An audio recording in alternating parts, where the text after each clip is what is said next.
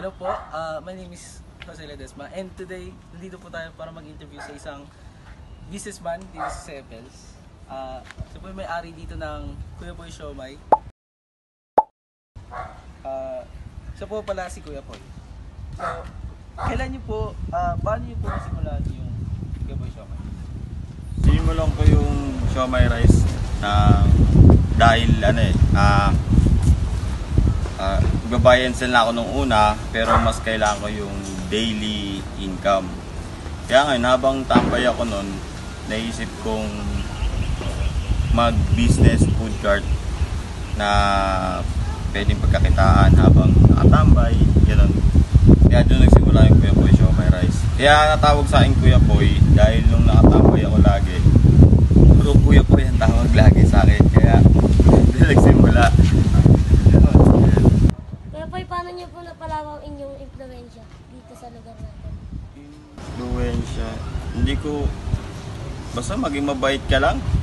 Para makuha mo yung respeto nila. Ganun lang naman. Kasi pag mabait ka, syempre, mas marami nakakilala sa'yo kaysa may kaaway, ganun. Kaya mas maganda, mabait lang. Kuya Poy, paano niyo po nasusustain ng yung business? Para masustain ang business, kailangan ng lakas ng loob, ng isip. Kasi maraming downfall, pero kailangan mo pa rin.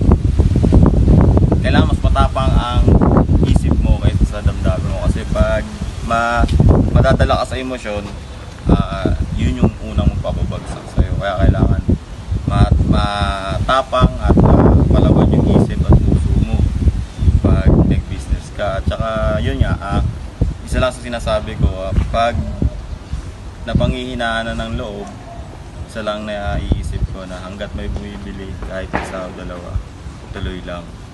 Poy, ano ang inspiration niyo para magawa ang iyong business? Ito inspiration ko. Sarili ko, tsaka pamilya ko, tsaka pagiging tambay ko, syempre. Mahirap maging palamunin sa bahay. Kaya, syempre, kailangan mo rin dumiskarte sa buhay na para hindi ka tamaan sa magulang mo. Diskarte lang.